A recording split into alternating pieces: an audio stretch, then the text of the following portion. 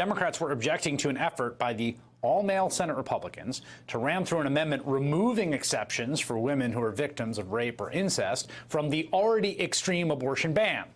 The bill would make it a crime for doctors to perform abortions, punishable by up to 99 years in prison. It's likely to pass next week and be signed into law by Alabama's Republican governor. Meanwhile, the same Republican lawmakers pushing that bill just proposed another one that would make it a felony to falsely accuse someone of rape or sexual assault.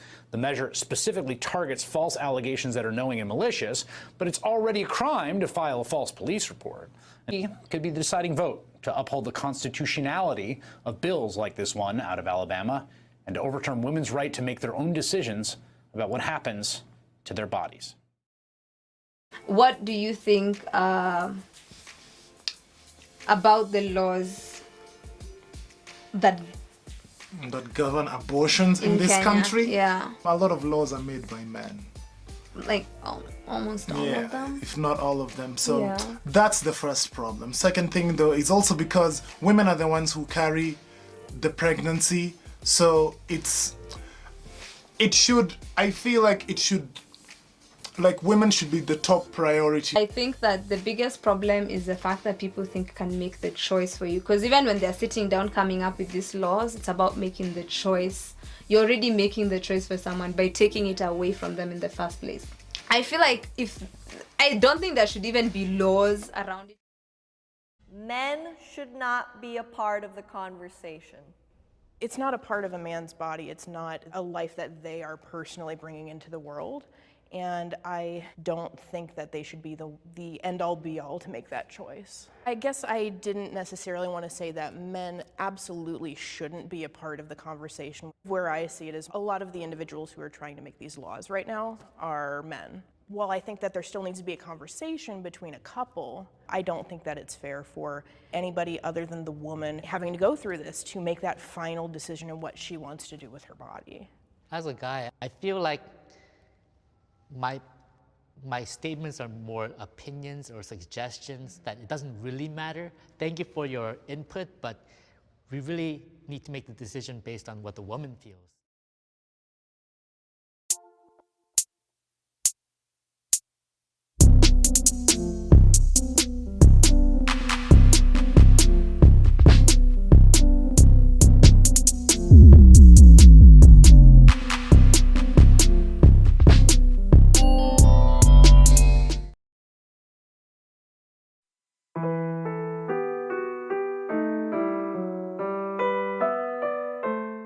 Do courts and the actors in the justice system and other like-minded people prioritize the woman's protection of her body over the man's protection of his resources when it comes to the whole abortion debate?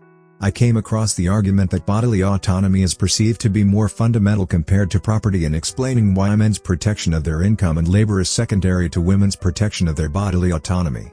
Marcia Greenberger, co-president of the National Women's Law Center, argues, and I quote, "The distinction with respect to abortion is the physical toll that it takes on a woman to carry a fetus to term, which doesn't have any translation for men.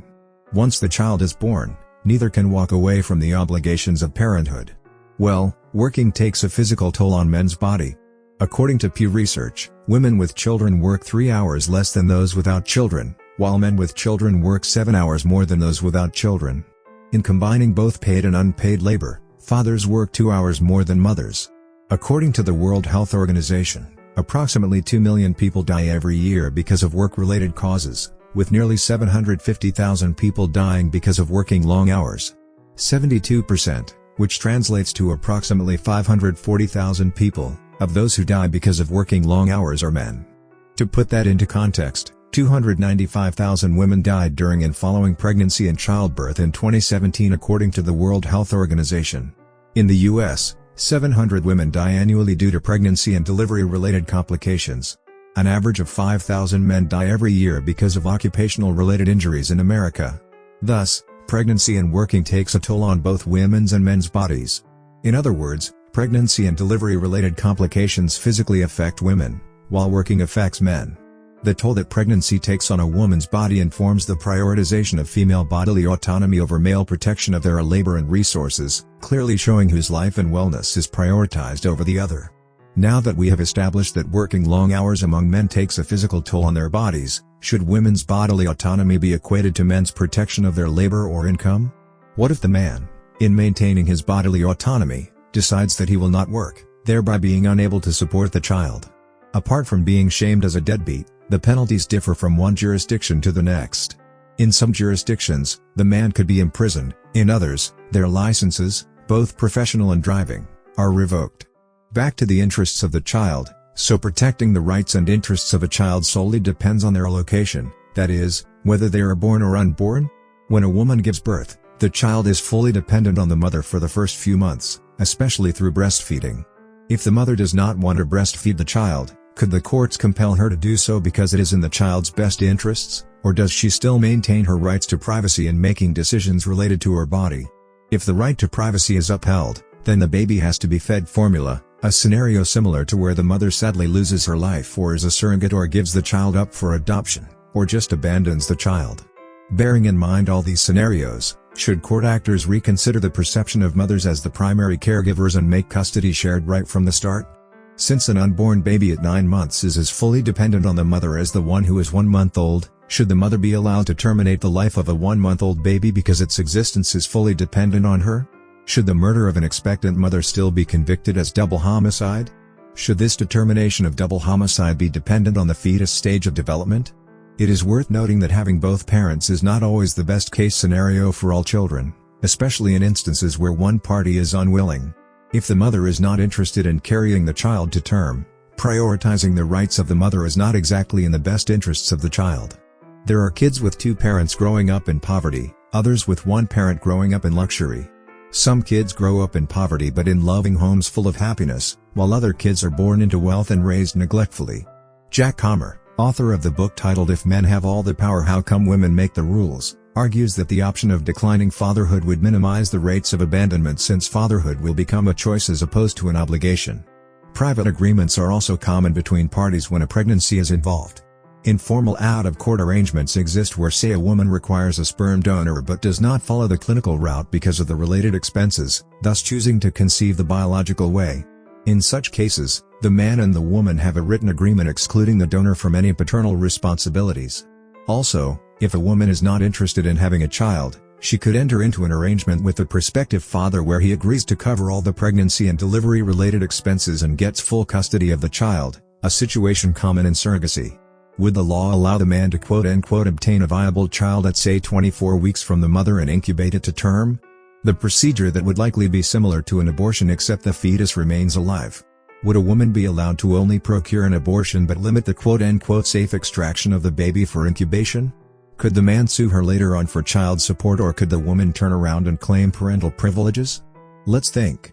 In one scenario, think about instances when a woman has had a child and they require the father's support. The primary argument is that the woman did not make the baby alone, and as such, should not have to raise it alone. This is not just an argument since it is the same reasoning applied in family court in ordering the non-custodial parent, primarily the father, to pay child support that goes into raising the child. An argument against financial abortion is that a woman's decision should never be questioned and men are required to provide for their families.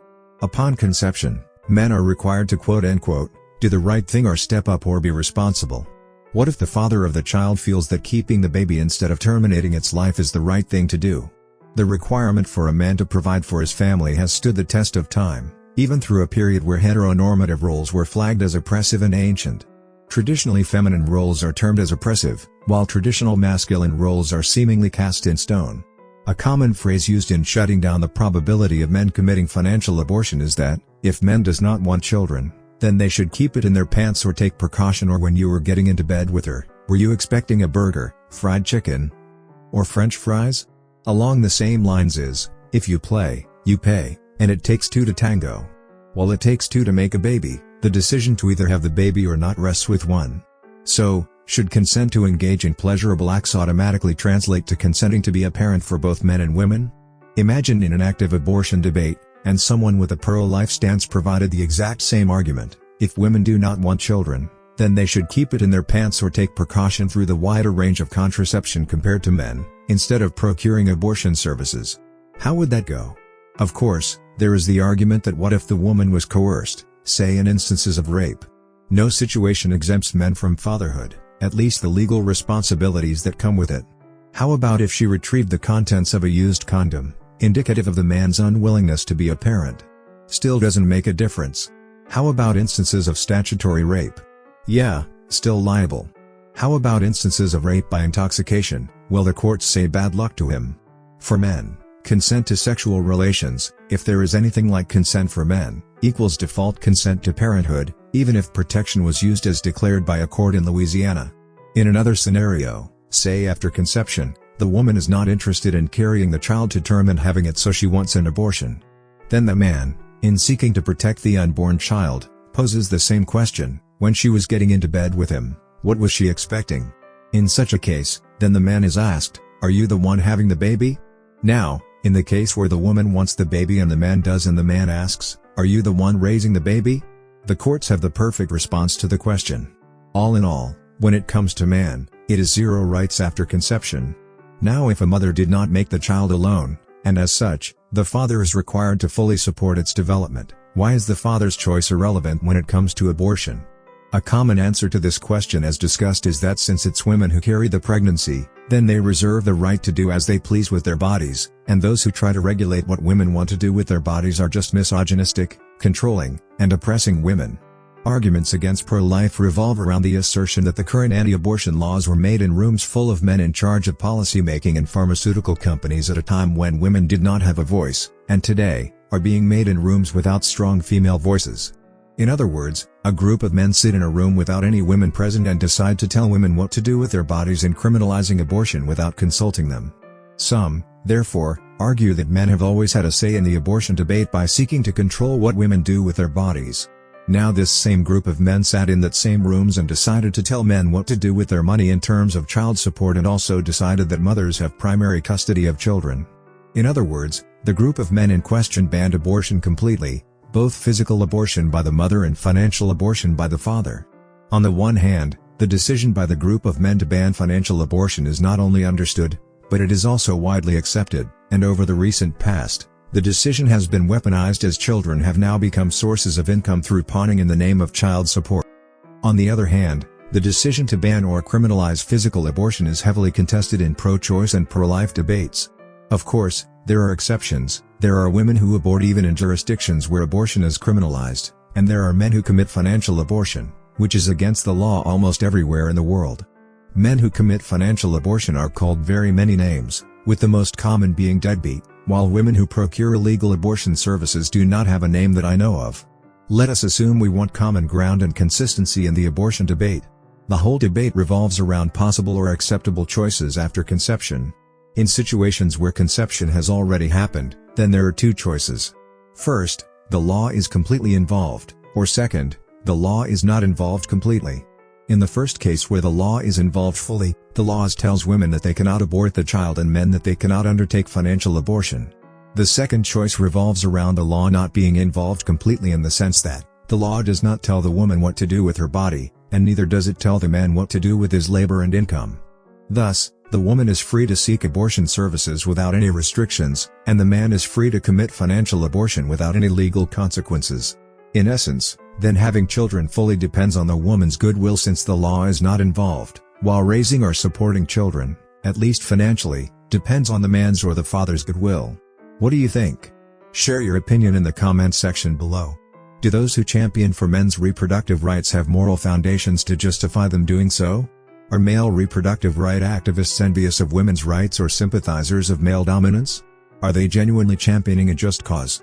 Scientific advancements, through the wide range of available abortion options, have changed the perceived interaction between biology, culture, the law, and male privilege in punishing women for autonomous sexual choices. In the past, the woman's biology was her destiny, but today, the woman's biology is the man's destiny. In championing for equality, how fair is it to fight for partial equality or replace what is perceived as one oppression with another? The perception of men wanting freedom to make parental choices as egocentric and irresponsible by those who disagree is almost similar to the perception of abortion demands by pro-lifers. Deserting parental responsibilities by men is labeled as irresponsible and selfish, while women choosing to relinquish parental responsibilities are perceived as liberated. The whole abortion debate is a prime example of the mixed signals feminism, related organizations, and champions of equality send, especially to men.